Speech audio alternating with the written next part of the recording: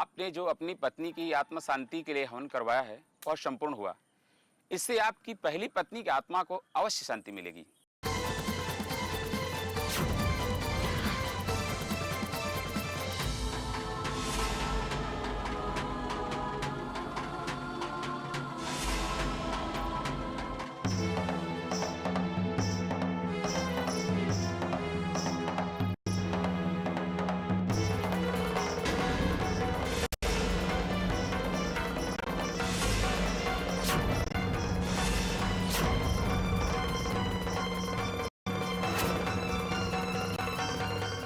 हे भगवान, मुझसे चैतन्य की ना तो ये हालत देखी जाती है और ना चैतन्य से दूर रहकर जी सकती हूँ। मुझे मेरी जिंदगी लौटा दीजिए भगवान, लौटा दीजिए।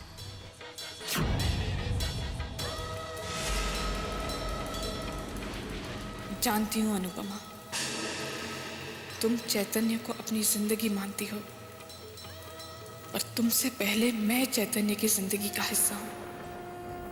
मैं चैतन्य की पहली पत्नी हूं, और जब तक मैं जिंदा हूं, चैतन्य किसी और का कैसे हो सकता है? अनुपमा, मुझे तुमसे कोई शिकायत नहीं है, कोई गिला, कोई शिकवा नहीं। पर क्या करूं, मैं अपने दिल के हाथों मजबूर हूं। माता, मुझे शक्ति दीजिए कि मैं अपने सुहाग को पा सकूं।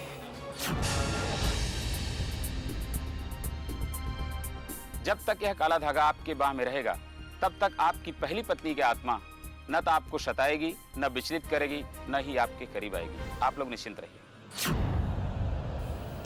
मेरी आत्मा को शांति कैसे मिल सकती है? अपने सुहाग से दूर रहकर एक सुहागन को चैन कैसे आ सकता है? मेरा मन तो तभी शांत होगा जब चैतन्य को मैं फिर से पालूंगी, जब चैतन्य फिर से मेरा होगा।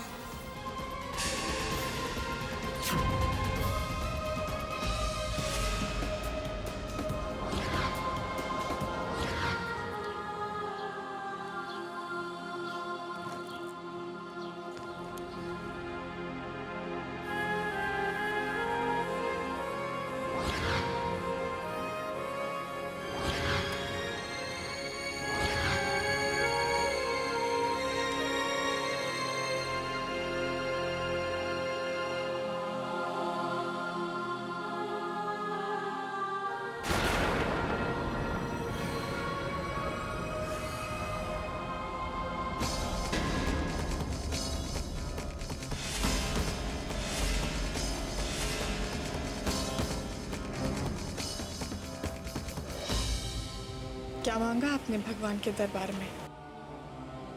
इतने दिल से किसके लिए प्रार्थना कर रही थी आप? अपने पति के लिए, हमारे रिश्ते के लिए।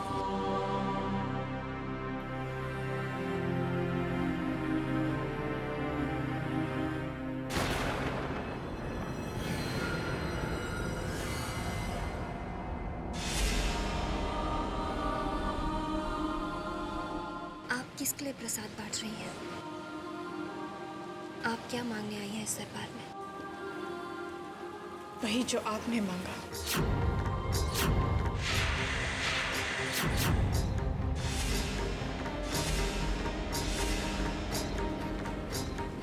अपना पति और उसका साथ।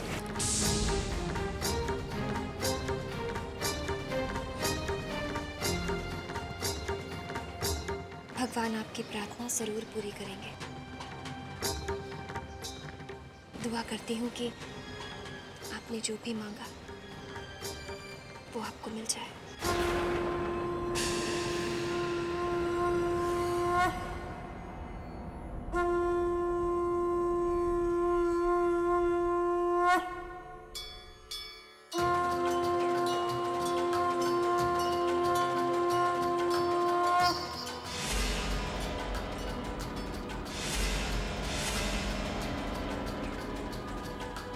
अनुपमा, तुमने तो मेरी प्रार्थना पूरी होने की दुआ कर दी,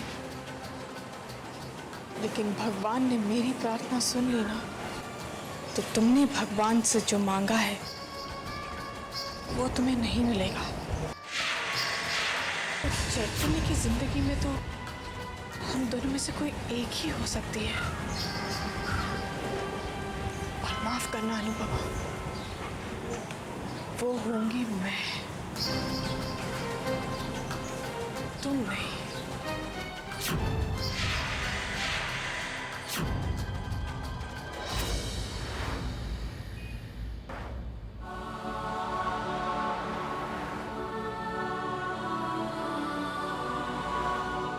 आज की पूजा के बाद मेरा मन तो सचमुच बहुत ही हल्का हो गया।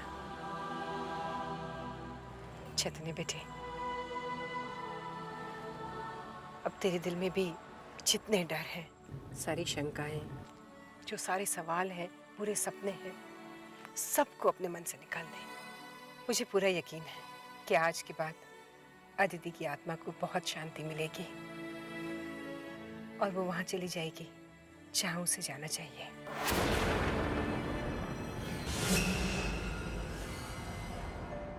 हाँ माँ, आज मन को बहुत शांति मिल रही है।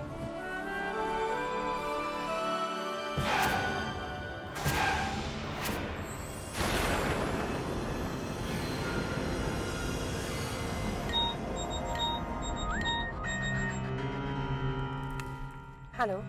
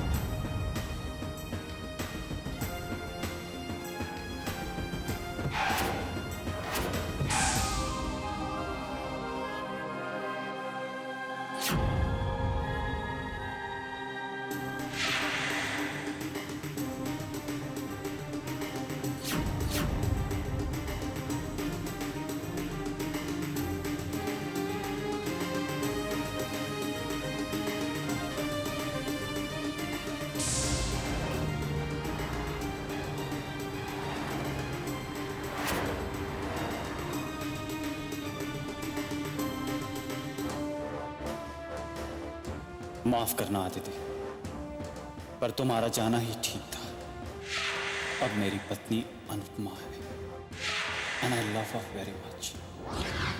Bye forever Aditi, bye forever.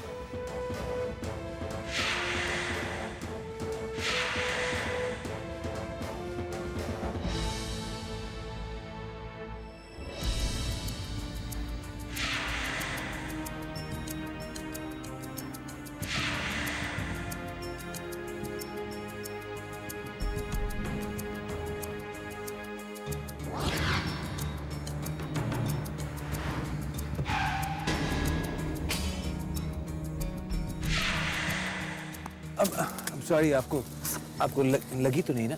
नहीं, मैं ठीक हूँ। अब शायद, देखिए, शायद यहाँ लगी हो। कहाँ ना नहीं लगी? मुझे पता है तुम्हें लगी नहीं है, पर क्या करें मौका भी है और बहाना भी है। देखो, मैं तुम्हें आखिरी बार कह रही हूँ, आइंदा से अगर ऐसी हरकत की ना तो मैं सब रिश्ते भूल जाऊंगी। माँ और चैतन्य को सब कुछ बता दूंगी।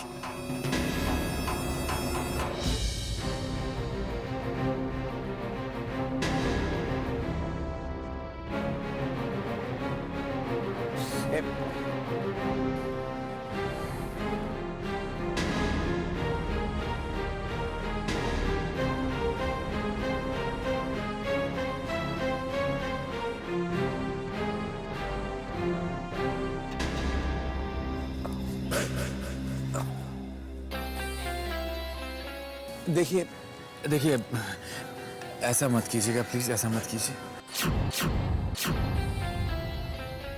मैं आपके आगे हाथ जोड़ता हूं, ऐसा मत कीजिए।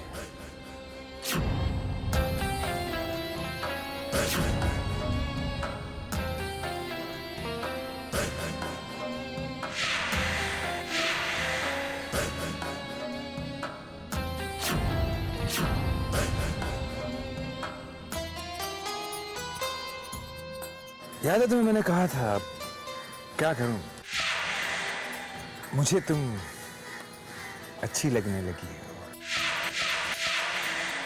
और इंद्रजीत को जो चीज एक बार पसंद आ जाती है, इंद्रजीत उसे हासिल करके रहता है। कहा था ना।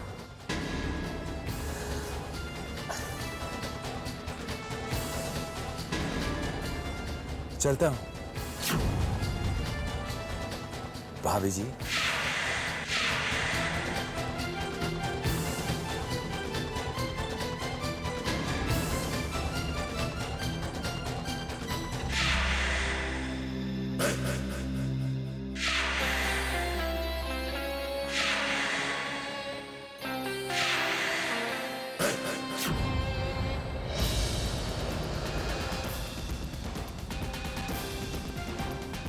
बस बहुत हो गया अनुपमा।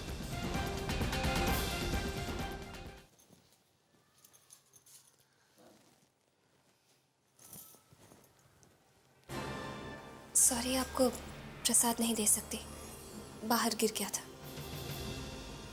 गिर गया था या जानबूझकर गिरा दिया? इतनी भोली और मासूम बनने की कोशिश मत करो अनुपमा।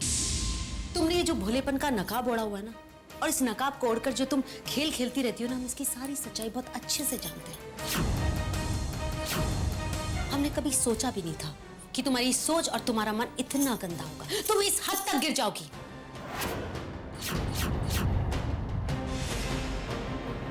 पद्मिनी, मैंने ऐसा क्या कर दिया है? ओहो, तो अब हमें तुम्हें यह बताना पड़ेगा कि तुमने किया क्या है।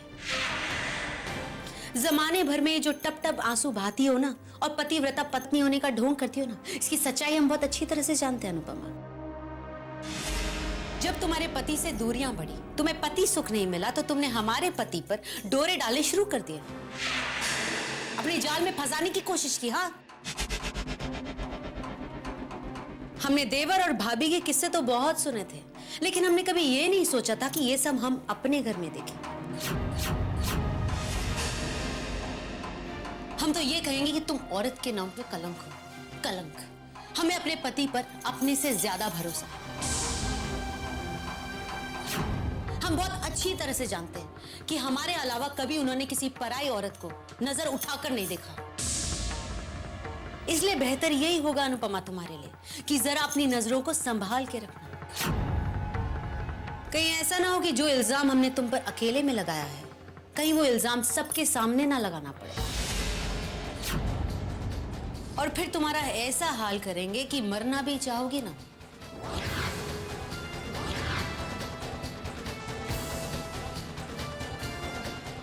तो मौत नहीं आएगी।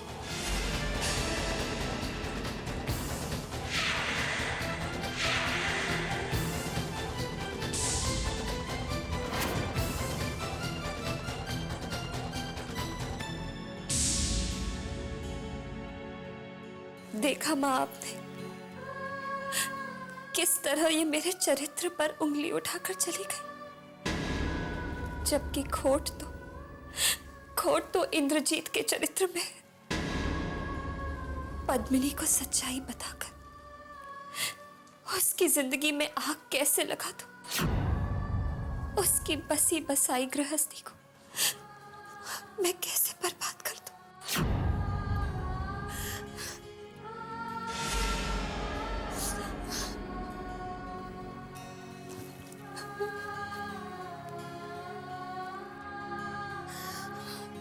शुरू कर दे, अपने जाल में फंसाने की कोशिश की। हाँ,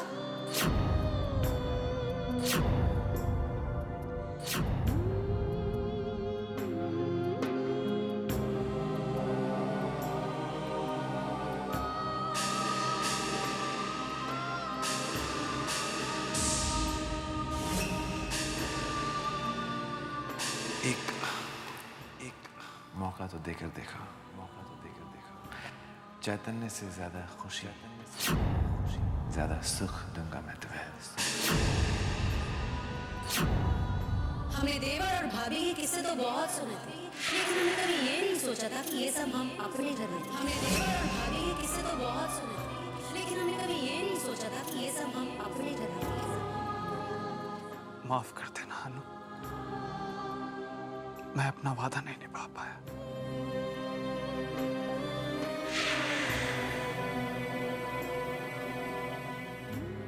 मैंने तुमसे और खुद से ये वादा किया था कि तुम्हारी आंखों में कभी आंसू नहीं आने दूंगा, मगर मैंने तुम्हें कितने आंसू दिए, कितना रुलाया। पर अब ऐसा नहीं होगा। अब तुम्हारा चैतन्य तुम्हें सिर्फ खुशियां देगा। अब तुम्हारे चेहरे पे हमेशा मुस्कुराहट खिलेगी।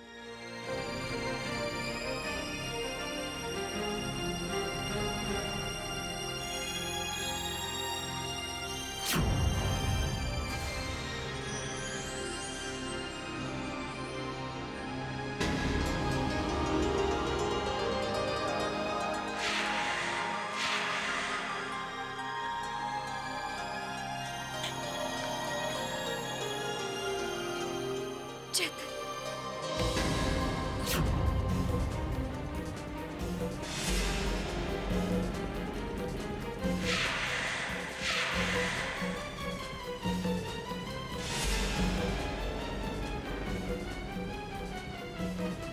अनु, अनु, क्या हो? क्या हो? इधर बैठ।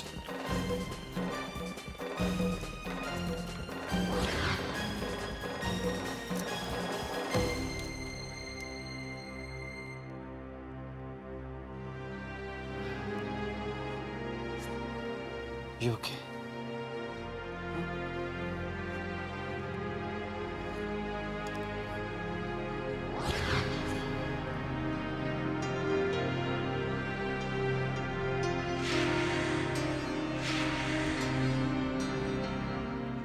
मुझे माफ कर दे अन्ना,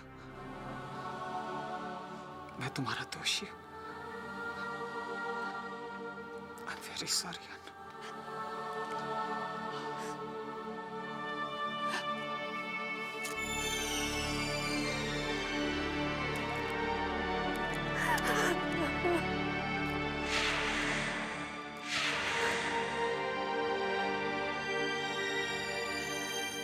आपके बिना एक एक पल 100 साल जैसा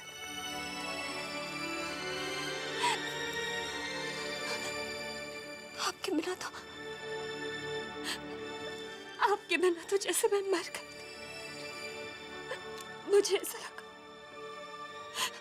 जैसे मैंने अपने चैतन्य को खो दिया। चैतन्य के बिना अनुपमा नहीं जी पाती। अनु, I promise you, अब तुम्हारा चैतन्य तुम्हें कभी आंसू नहीं देगा। तेरे हाथों की मेहंदी न मध्यम पड़े, गीत पाजेब के चमचमाते रहे, ये दुआ। जैसे मैं फिर से जी उठी हूं। आपने मुझे चैतन्य को लौटाकर मुझे मेरी हर खुशी लौटा दी है। मेरे और चैतन्य के बीच दूरियों का कारण कौन थी? वो सवाल आज भी मेरे लिए एक गहरा सवाल ही है। पर मैंने चैतन्य के चेहरे पर पहली जैसी मुस्कुराहट देख ली, प्यार देख लिया। तो बस मुझे किसी भी सवाल का जवाब नहीं चाहिए।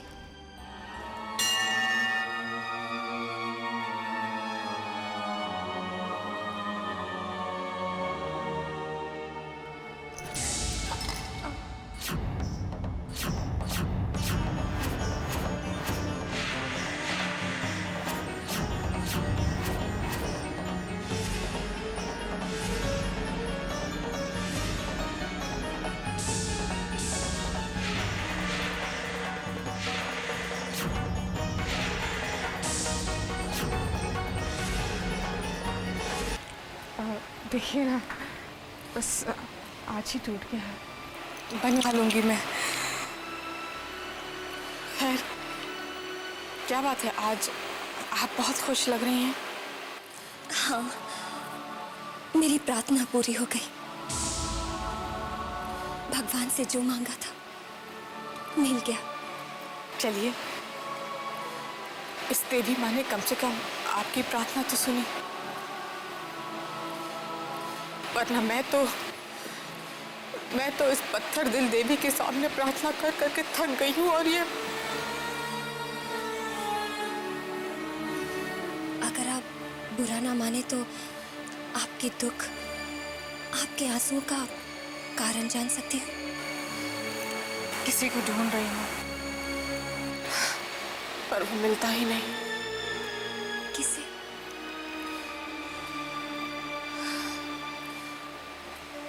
अपने पति को। पति कहाँ है वो यही।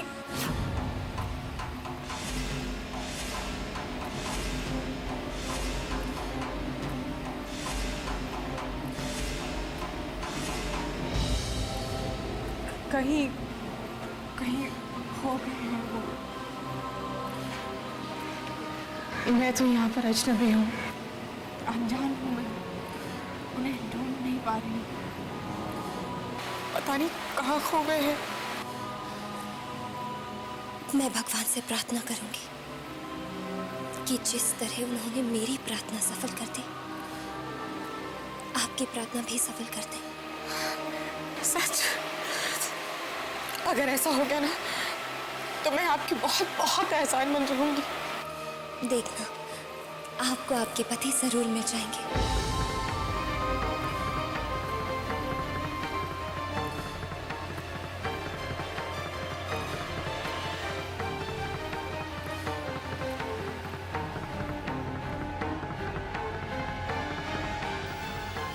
ये तुमने क्या किया अनुपमा? अपने हाथों की लकीरों का नसीब मेरे हाथों की लकीरों के नाम लिख दिया। जो खुशी तुम्हें अपने पति को पाकर मिली थी, वही खुशी मेरे लिए भी मांग ली। अपने ही हाथों से तुमने अपनी किस्मत मेरे हाथों में दे दी।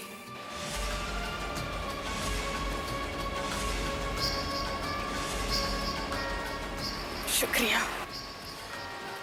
मेरे लिए देवी माँ से खुशियाँ मांगने का बहुत बहुत शुक्रिया। प्लीज शुक्रिया मत कहिए।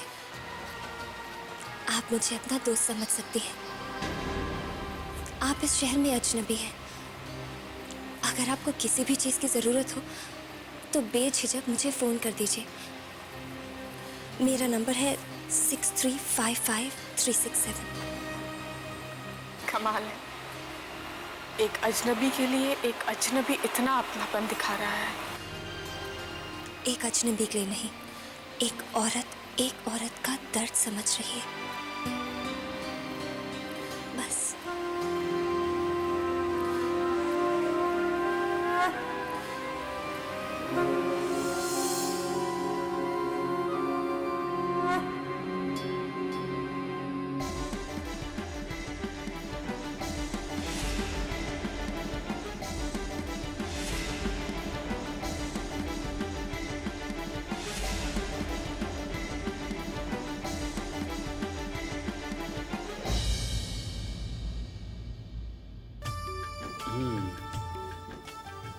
लगता है काली मिर्च कुछ ज्यादा डाल दी। हाँ, तीखा है। और आपने पी लिया। मुझे कह दिया होता, मैं और बना के ले आती हूँ।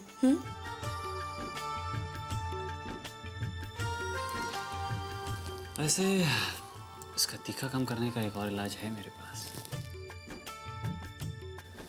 बस एक किस, अपने आप मीठा हो जाएगा।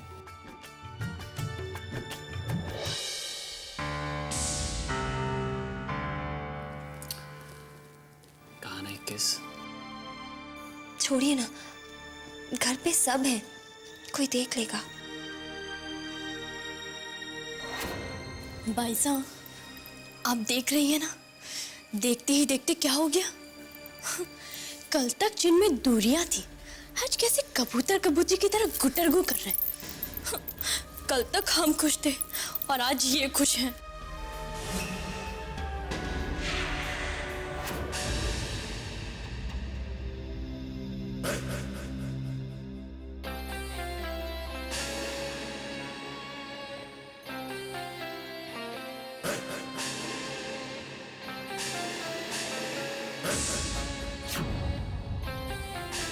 अनुपमा, इंद्रजीत के लिए खूबसूरत लड़कियों की कमी नहीं है।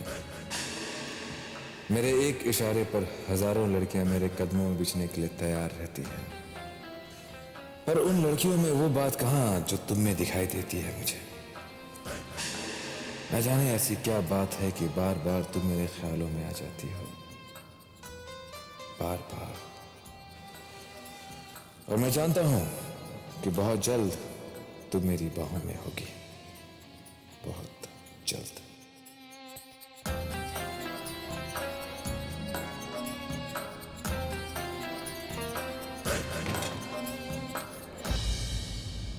क्या बात है भाई, चेहरा इतना तमतमाया हुआ क्यों है?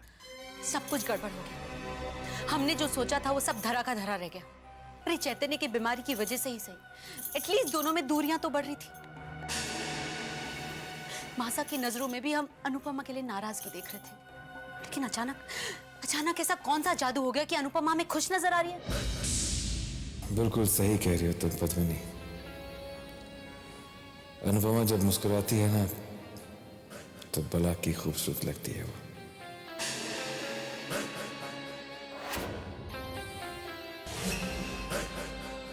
इंद्रजीत,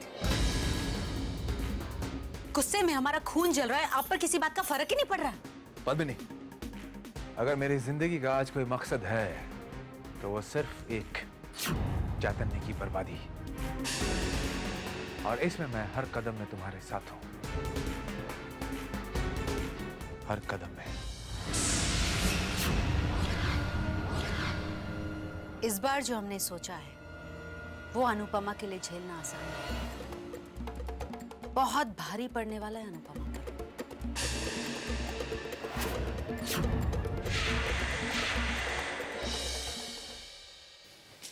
अनुपमा जी बेटे, मैं तुमसे कुछ बात करना चाह रही थी। देखो बेटे, चैतन्य की तबीयत बहुत मुश्किल से ठीक हुई है, और मैं जानती हूँ जितनी तकलीफों से वो गुजरा है उतनी ही तकलीफ से तुम गुजरी हो। मुझसे वादा करो बेटे कि तुम चैतन्य के कल की परछाई तुम्हारी आज की खुशियों पे नहीं पड़ने दोगी, उसके साथ अपने जीवन की एक नई शुरुआत करोगी। मैं वादा करती हूँ माँ, मैं चैतन्य से कोई सवाल नहीं करूंगी।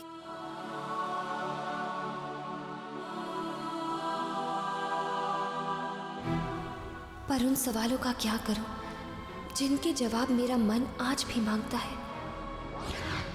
कौन है वो अतिथि जिसकी वजह से मेरे चैतन्य की ये हालत हुई थी?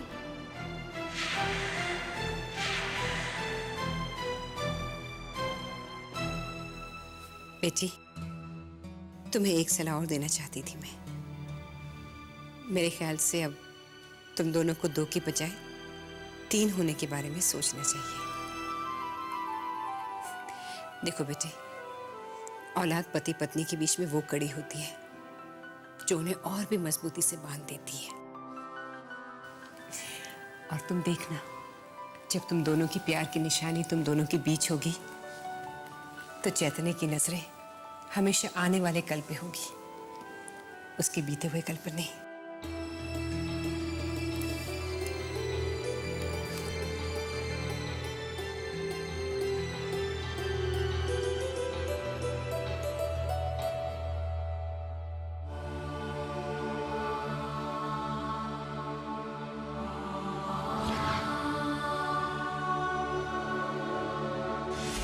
मेरे ख्याल से अब तुम दोनों को 2 की बजाय 3 होने के बारे में सोचना चाहिए। माँ ठीक कह रही है, हमारे रिश्ते को बांधने के लिए एक कड़ी की जरूरत है, और बच्चा ही वो अटूट कड़ी होता है जो पति पत्नी के रिश्ते को माँ बाप का नाम देता है, हम भी अपने रिश्ते को एक नया नाम देंगे।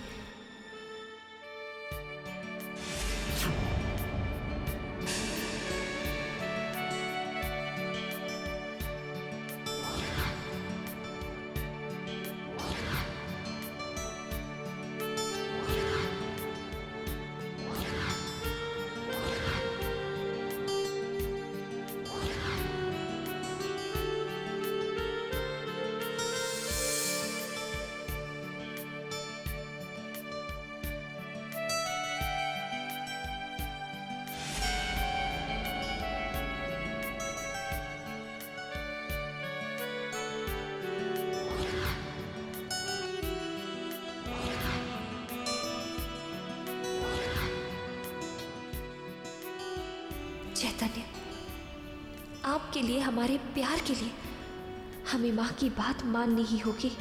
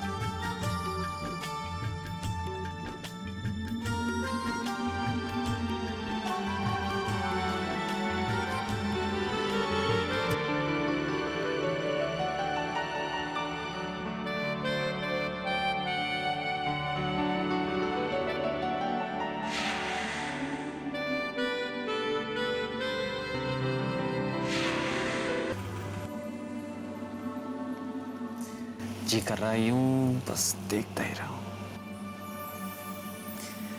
अच्छा, वैसे आज इतनी ज्यादा खूबसूरत लगने का क्या राज है?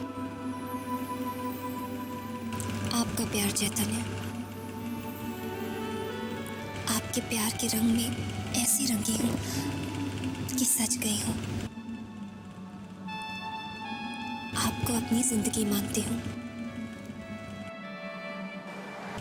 भगवान से ज्यादा पूछती हूँ आपको। पिछले दिनों जो भी हुआ उससे मैं बहुत डर गई थी, पर अब मैं पूरी तरह से आपकी होना चाहती हूँ। हर दूरी, हर फासले को मिटा देना चाहती हूँ।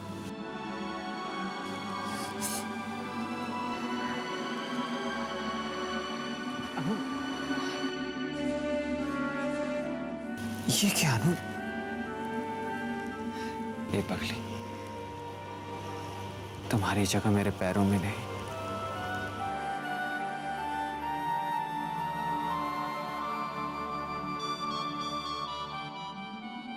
मेरे दिल में है। अनु, तुम्हें तो भगवान ने बनाया ही मेरे लिए।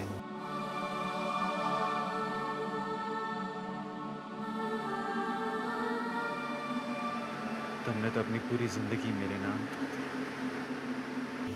पर मैं ही हालात और वक्त की राहों में न जाने कहां खो गया था। पर अब मैं हमेशा हमेशा के लिए लौट आया हूं अपनी अनु के पास।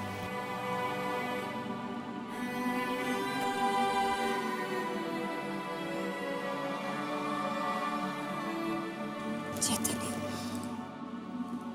माँ हम दोनों को बहुत प्यार करती है, हम दोनों को खुश देखना चाहती है। मैं जानता हूँ माँ ये चाहती है ना कि हमारे बीच एक नन्ही सी कड़ी हमारे बंधन को और मजबूत बना दे।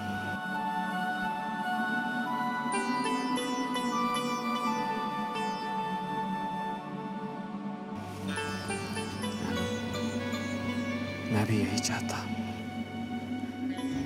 हम माँ को ये खुशी जरूर देंगे। वक्त आने पर पर मेरे लिए तुमसे बढ़कर खुशी और कोई नहीं है ना। कोई भी ऐसी खुशी जिसमें तुम्हें खोने का डर हो मुझे मंजूर नहीं। बस कुछ ही और दिनों की बात है, वक्त पंख लगा के उड़ जाएगा। उसके बाद हम माँ को एक ऐसा अनमोल सा तोहफा देंगे जो उन्हें दादी दादी दादी कह के बुलाएगा।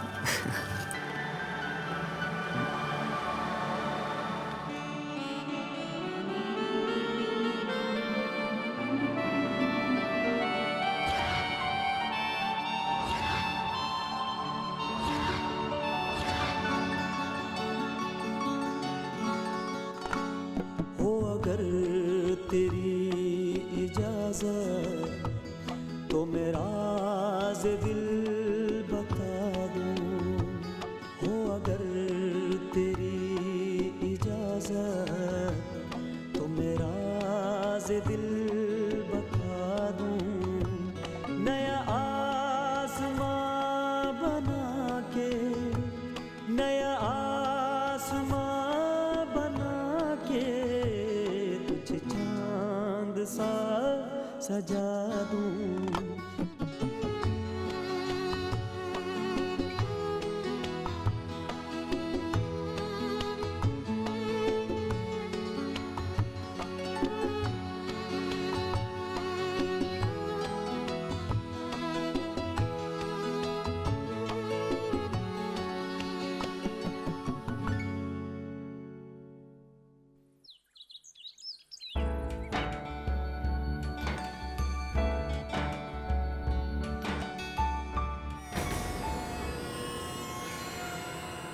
बनता है ना मरते बनता है।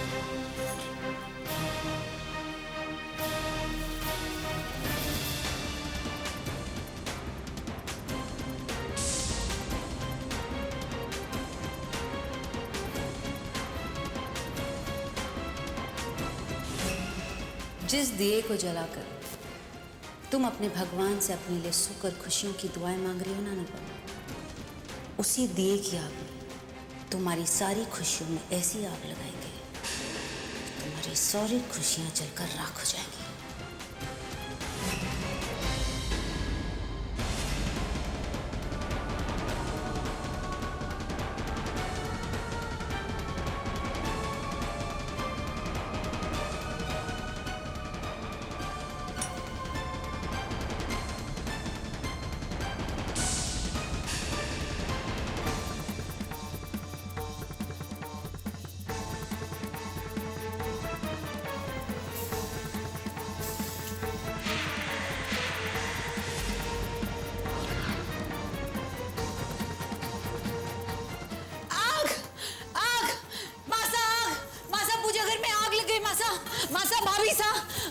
भाभी साहब पूजा घर में आग लग गई। पद्मिनी क्या हुआ? आग लग गई पूजा घर में मासा।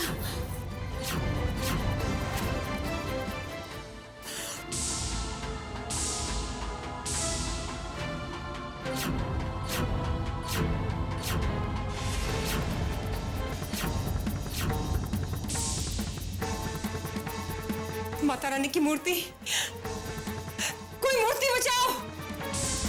श्रवण, राजू पानी लो। अरे राजू, कोई है? श्रवण, राजू। नहीं, मैं भगवान जी की मूर्ति को जलने नहीं दूंगी। मुझे इस मूर्ति को बचाना ही होगा, बचाना ही होगा।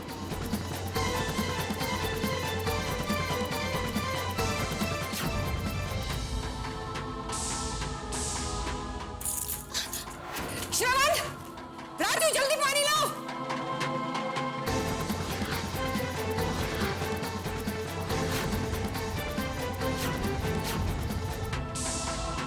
पानी डालो। जल्दी आओ, जल्दी करो, पानी डालो। भाई साहब रुक जाइए, जल जाएंगे भाई साहब।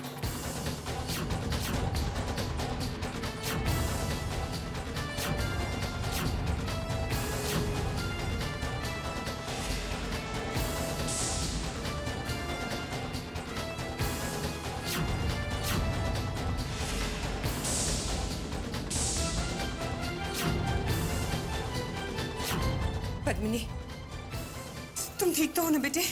हम ठीक है माँ साहब, बस थोड़े हाथ जल गए। लेकिन कोई बात नहीं, हमें खुशी इस बात की है कि माता रानी बच गई।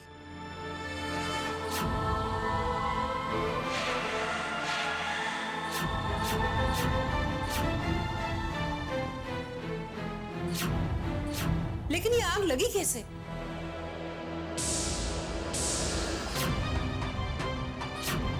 अनुपमा, तुम पूजा कर रही थी ना? तुमने जोत जलाई थी ना? इतनी लापरवाह तुम कैसे हो सकती हो?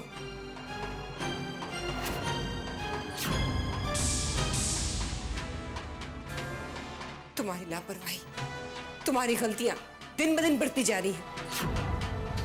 लेकिन कम से कम भगवान के मामले में तो तुम चौकन्नी रह सकती हो। अगर पद्मिनी माता रानी की मूर्ति ना बचाती तो जानती हो कितना बड़ा अपशकुन हो जाता।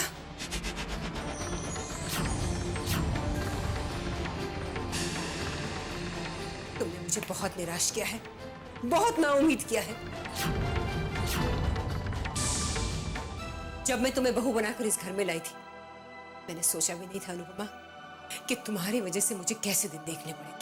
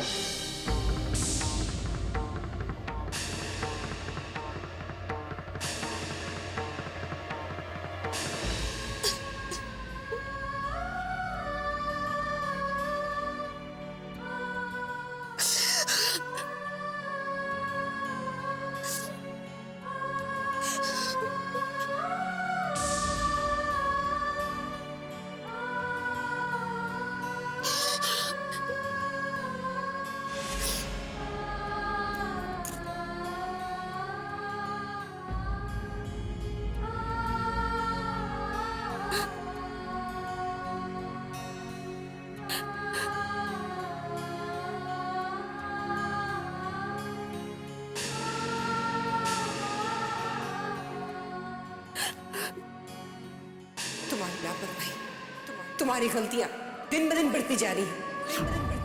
लेकिन कम से कम भगवान के मामले में तो तुम चौकन्नी रह सकती हो।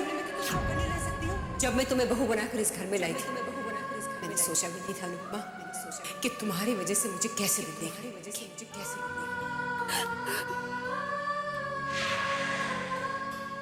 क्यों?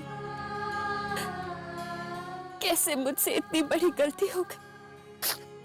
माँ ठीक ही कहती है, आज तक तो मैं सिर्फ इंसान के लिए अपशकुनी थी, मनहूस थी। लेकिन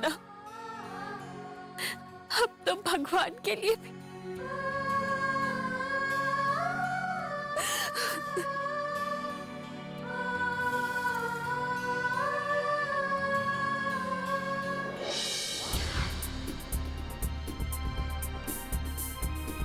कुछ भी अगर गलत होता है तो तुम उसका दोष अपने आप को क्यों देती?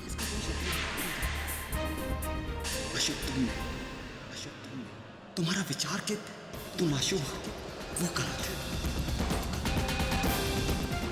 मेरे लिए तो दुनिया में सबसे शुद्ध।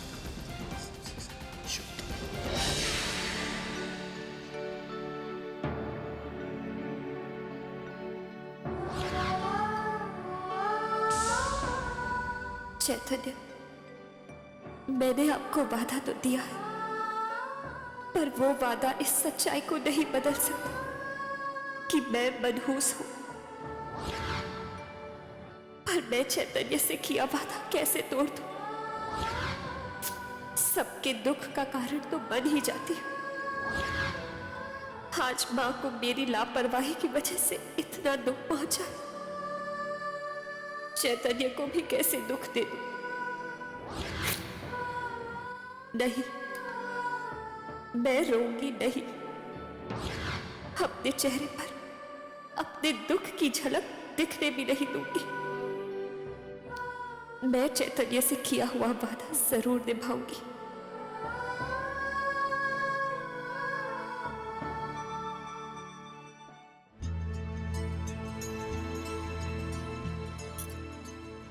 जी जल्दी बांध ना।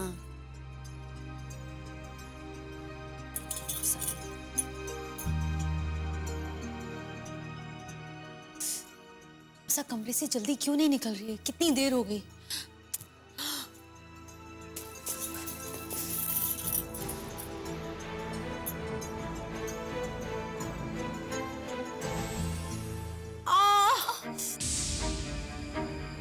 आराम से लच्छी, बहुत दर्द हो रहा है।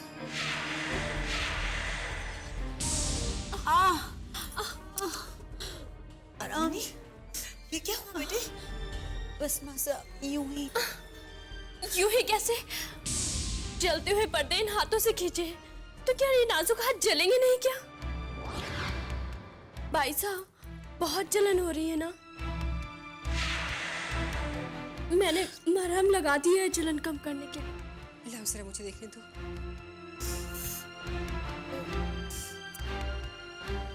बहुत दर्द हो रहा होगा। जी मासा। मासा, दर्द यहाँ नहीं, दर्द यहाँ हो रहा है क्योंकि हमारा पवित्र मंदिर जलकर जो राख हो गया है। देखिए मासा, कहते हैं देखकर मक्खी नहीं निकल जाती, लेकिन आप ही बताइए, आप सब कुछ देखने के बाद भी सब कुछ अनदेखा किए जा रही है। देखिए, आप तो हमेशा कहती थी ना कि आप शुभ अशुभ मनुष्यत इन सब चीजों को बिल्कुल भी नहीं मानते। मासा, आज तक हमने अपनी जबान पर ताला लगा रखा, लेकिन आपकी बड़ी बहू एक के बाद एक अपशकुन किए चली जा रही है और सब कुछ देखने के बाद भी हम चुप हैं, कुछ नहीं कह रहे। लेकिन मासा, आज इस घर का मंदिर जलकर राख हो गया। आपको याद है, आपने हमें बताया था कि बरसों पहले इसी तरह से इस घर का मंदिर जला था, और उस अपशुगुन के बाद आप जानती हैं ना कि क्या हुआ था।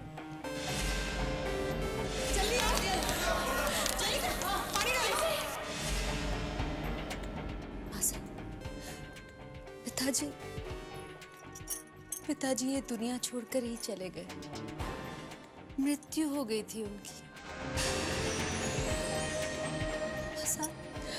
हमारा दिल किसी अनिष्ट को सोचकर ही सिहर उठता है।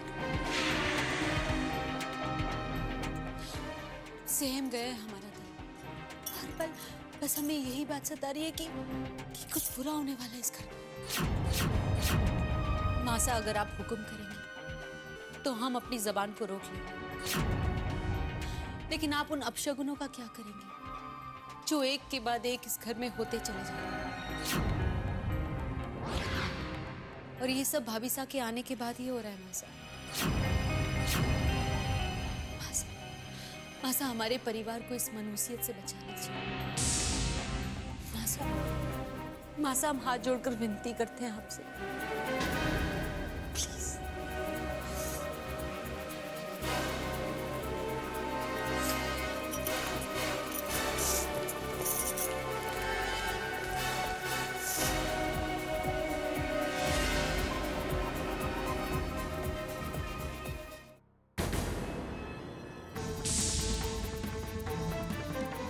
जी मिस्टर ओबरॉय।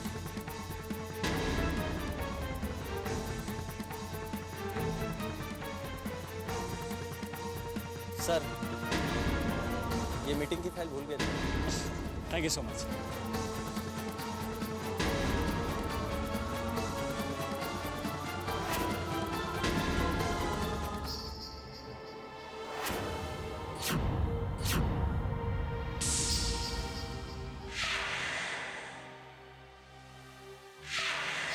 एक बार फिर इतना करीब आकर तुम मुझसे दूर चले गए चैतन्य, पर मुझे अपने प्यार पर, अपनी चाहत पर पूरा भरोसा है। हमारे बीच की ये दूरियां अब बस कुछ ही दिनों की कहानी है। मुझे यकीन है कि एक बार फिर से हम एक दूसरे के इतने नजदीक होंगे कि एक दूसरे की धड़कनें सुन सकेंगे। मुझे उन दिनों का इंतजार है चैतन्य, बेसब्री से इंतजार है।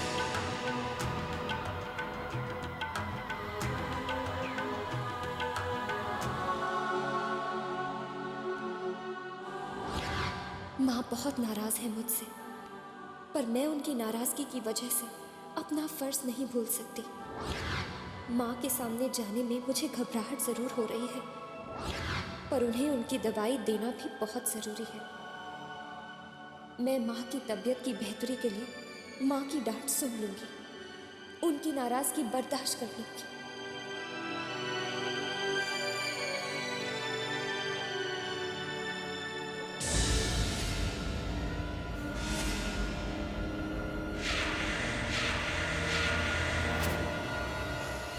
वैसे कुछ भी हो, मानना पड़ेगा कि तुम हो बहुत बेशर्म।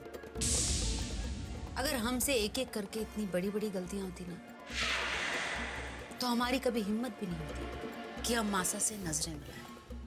और एक तुम हो, लेकिन तुम्हें देखकर ऐसा लगता है कि तुम्हें जैसे किसी बात का कोई फर्क ही नहीं पड़ता। वैसे हमने तुम्हारा रास्ता इसलिए रोका है क्योंकि हम नहीं चाहते कि तुम मासा के सामने जाओ, उनके चोट लगे दिल को और दर्द ना पहुंचे, तुम्हें देखकर कहीं उनके जख्म हरे ना हो जाए दोबारा से। इसलिए बेहतर यही होगा कि तुम ये दवाई हमें दे दो,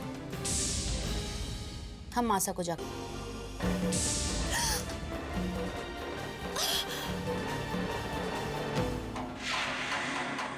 बहुत दर्द हो रहा है ना। जो दूसरों को दर्द देते हैं उन्हें दर्द सहने की आदत भी होनी चाहिए, समझी?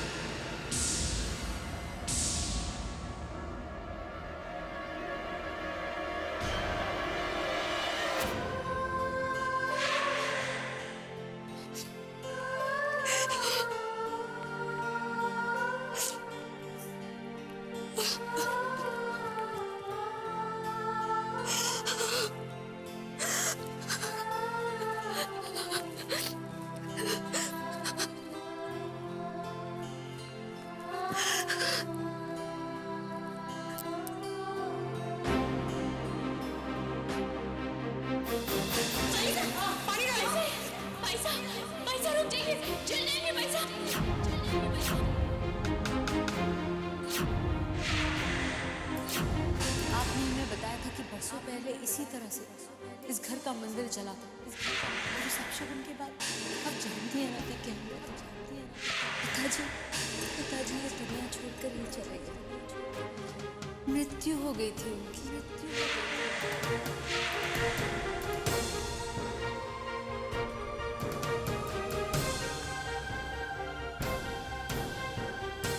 मासूम, हम माफी चाहते हैं।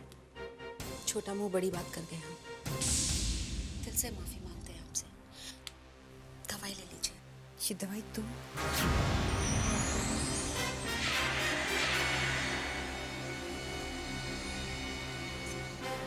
आपने तो हमारे सारे हक छीन कर भाभी साहब को दे दिए।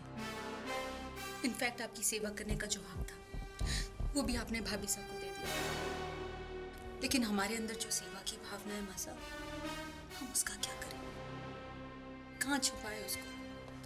इनफैक्ट हम भाभी साहब के पास गए भी थे दवाई की याद दिलाने के लिए, लेकिन उन्होंने मना कर दिया। जानती, अपनी लापरवाही की वजह से पूजा घर में उन्होंने जो कुछ भी किया, एक बार भी आपसे माफी नहीं मांगी। इनफैक्ट मुंह सुजाकर अपने कमरे में बैठी। बस हम सब कुछ बर्दाश्त कर सकते हैं, लेकिन आपके आंसू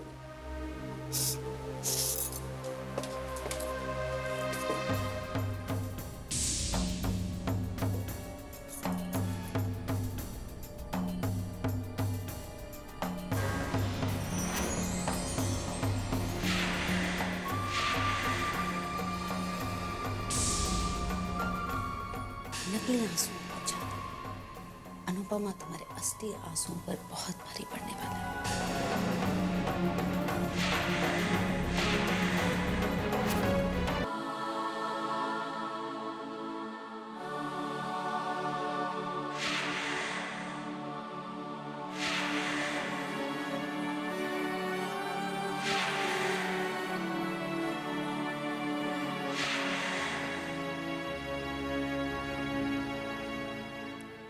ऐसे क्या देख रहे हैं? मेरा विश्वास कीजिए, वो सुबह जो भी हुआ अच्छा तो नहीं हुआ, पर हादसा था ना। और हादसा तो यूं ही अचानक हो जाता है। बस मुझे आइंदा से थोड़ा ध्यान रखना होगा कि ऐसी लापरवाही ना हो जाए। पर मैं अपने बारे में ऐसा वैसा कुछ नहीं सोच रही। वो अशुभ अपशकुनी।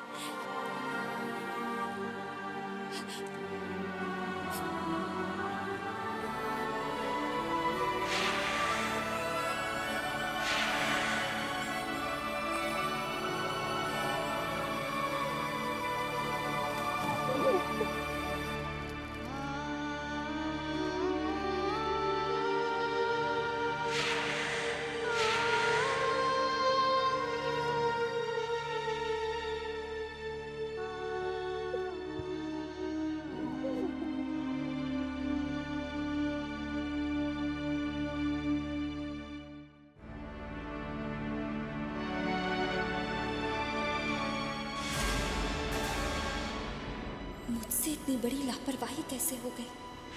हे भगवान, मुझे मेरी इस गलती के लिए माफ कर दीजिएगा। आइंदा मुझसे कभी भी ऐसी गलती, ऐसी लापरवाही ना हो, मैं ये प्रार्थना करती हूँ आपसे।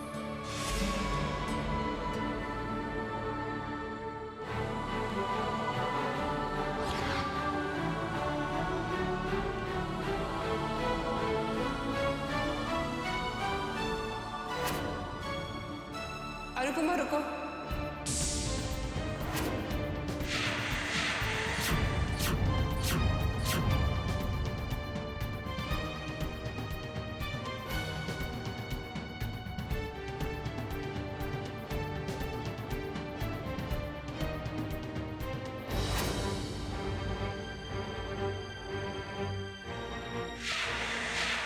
आज से हर सुबह पूजा पद्मिनी करेगी और माता को भोग भी पद्मिनी ही चढ़ाएगी।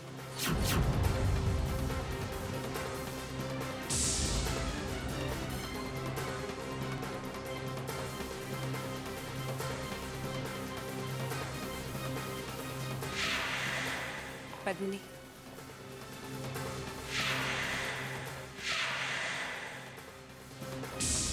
ये लो।